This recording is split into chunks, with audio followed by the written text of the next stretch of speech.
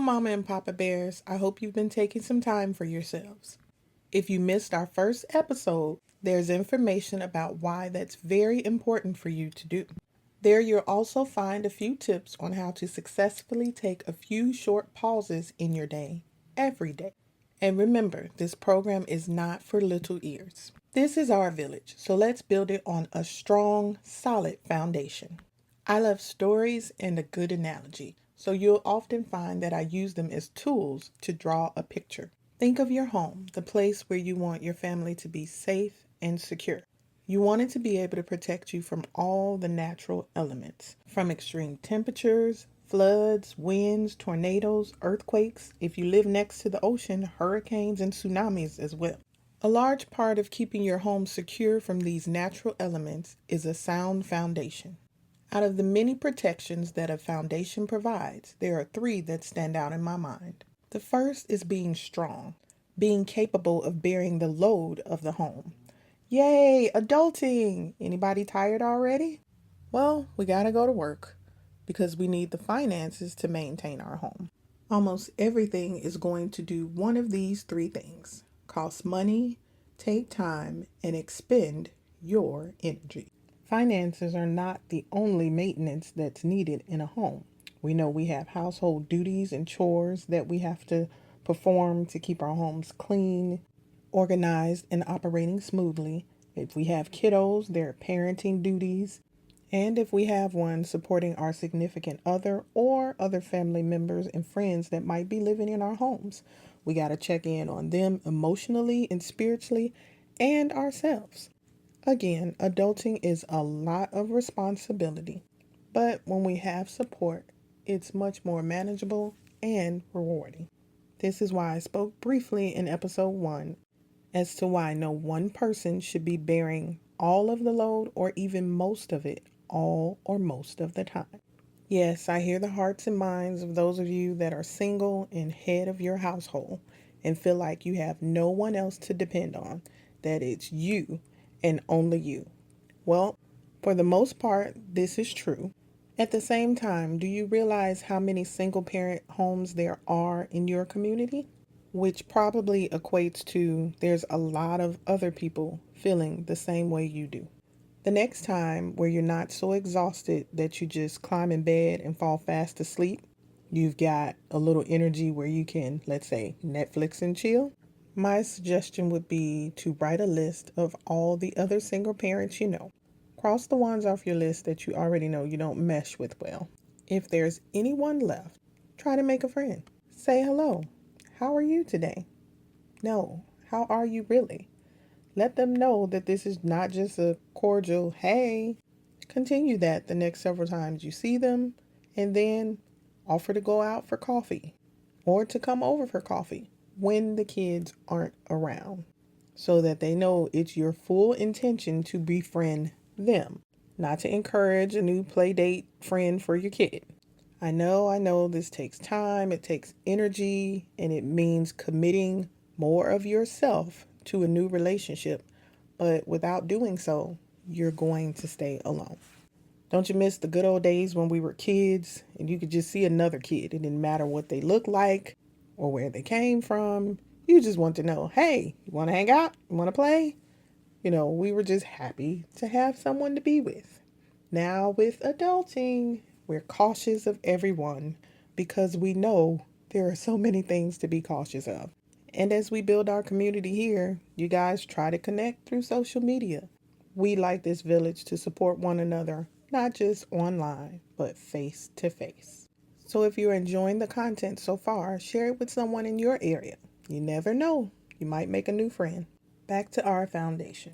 The second function a foundation provides is anchoring a home, making sure it's fixed in place, safe and secure, so that it won't slip away and crumble from the attacks of all those natural elements.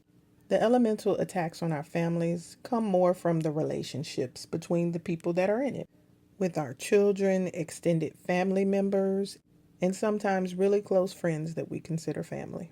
Other things that may attack or stress our family unit can come from pressures at work or overworking, unfortunate health issues, whether they're emergencies, chronic illnesses, or terminal illnesses that unfortunately result in death.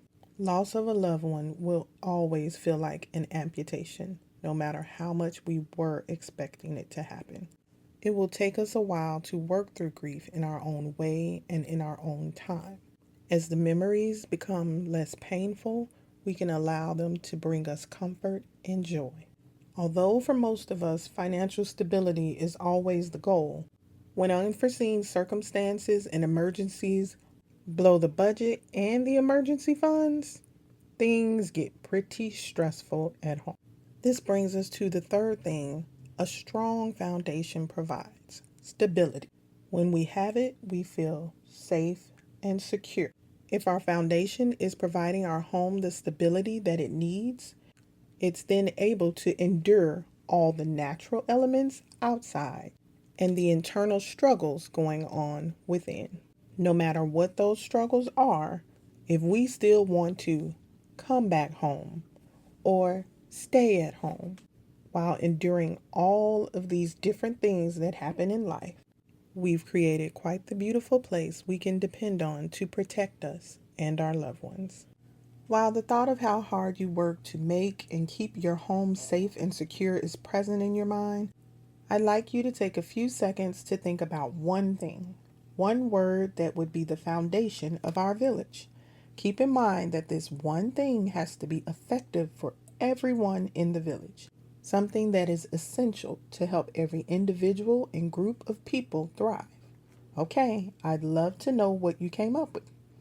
My word is respect. Now, it's not lost on me that respect can be a very loaded word.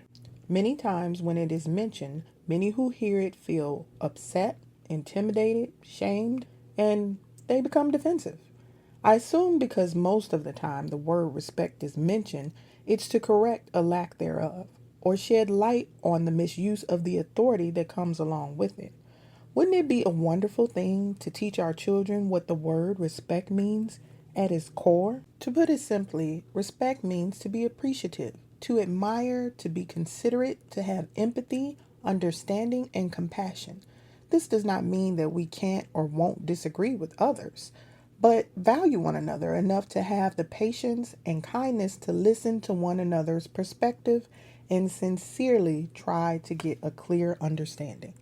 I believe respect is at the core of every relationship in your life, no matter how intimate or cordial. Being able to show it properly as well as communicate to others that you expect the same in return is a very powerful tool in life and communication. I hope you can agree with my choice of respect being the foundation of our village. I also believe that it's vitally important that children be respected. Many of you remember the generations that taught children should be seen and not heard. Yes, I can hear your sighs and feel your eyes rolling. It does not matter if you are caring for one or several little people. You already know when it gets too quiet, something is up, and it's usually mischievous. I'm thankful for the messy, inconvenient mischief versus the harmful or dangerous kind. I have a rule that most of the little people that I've been blessed to care for honor. No blood allowed. This actually means nothing beyond the normal scrapes and bumps that happen in childhood. And of course, this doesn't mean that I haven't had my fair share of ER visits. But every parent knows that's not something you want to practice making a habit of having to have. And we've been blessed that everyone is okay, especially me. As I previously stated, respect is at the core of every relationship in your life. And because of that, respect is needed to help you feel safe and secure in your homes, in your town or village. And if we're being honest, we can extend that to our countries and the world. We need to learn, teach, and remind one another of what respect is and how to show it, no matter what our age is. Or I fear we'll lose all of our sense of humanity. I'm sure most of us already have what we consider to be our house rules. They may or may not be posted somewhere as a gentle reminder of what we like the vibe in our home to be. I'll share a little bit with you of how my wonderful husband and I have been able to achieve a pretty good vibe in our home. Believe it or not, it actually began on our very first date. We've been married over 20 years now, so I have no idea what the dating scene looks like for someone my age or how to navigate it. But according to my children, it's pretty rough out there. It sounds like it's really hard to find someone that knows how to be their authentic selves. It's so much superficiality that I'm happy they're taking their time and not accepting anything at face value. On my husband and I's first date, we were pretty much open books. We were definitely dating with a purpose. So the questions we asked one another and the information we revealed was very honest. In no particular order, I can only tell you that I remember us saying we knew we wanted children. We weren't sure about the number. We assumed that we were pretty much family-oriented people, meaning that we wanted to spend quality time with our family, but yet still thought it was important to have friends outside of our marriage and family to spend time with alone as well. I do remember expressing that I didn't mind the more traditional roles of a family unit, but at the same time, I wanted to work. And I also expected that whomever my spouse would end up being would pitch in and help out wherever needed with household duties, parenting, chores, working overtime, you name it. We also discussed what each of us had witnessed in the marriage relationships in our own families. We were detailed in the things that we admired and wanted to aim for, a couple goals, and also the things we wanted to steer clear of. We were naive enough to fall in love, but we were mature enough to understand that it was going to take a lot of work, respect, compromise, forgiveness, and communication to make it work. Now that I'm having very different types of conversations with my older children, I'm realizing just how much they were learning when they were watching us. Again, our children learn from us through precept and example, and their behaviors mirror ours in many ways, whether we like it or not. A few of the major respect guidelines that we have in place in our home is no yelling at one another, no calling anyone out of their name unless it's a loving, endearing name or a pet name. No physical acts of aggression. Remember, no blood allowed. And no passive aggression, like, the silent treatment. And if you're having a heated disagreement, no leaving the home without notice and giving an expected time of return. Giving your loved ones the space they need is respectful, but it's also necessary for them to respect you by taking a few seconds to give you a heads up so that you know they're not acting irrationally and will end up doing something irrational while they're upset. These few guidelines have been staples in our marriage and have been proven tried and true for our household. I definitely have to say they were probably established within the first year of our marriage. I can give you more details in another episode. Maybe we'll do one about the first year of marriage. The beginning of really learning one another. With my children, most of the time they were best of friends, but sometimes worst of enemies. And these rules really helped them to get to their separate corners and calm down and then come back together and communicate. I really feel that it's helped them in their now young adult life with their conflict resolution skills. We've been briefly mentioning how a strong, solid foundation makes you feel safe and secure.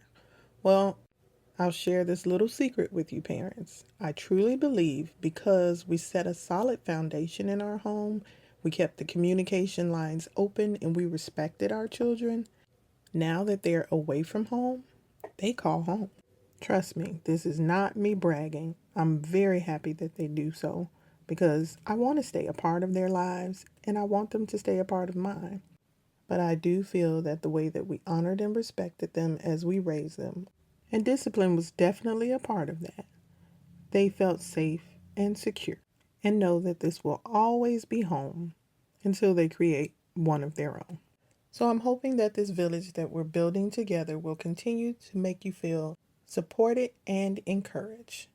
As always, sending you vibes of love and sanity. Your Forever Mama Bear.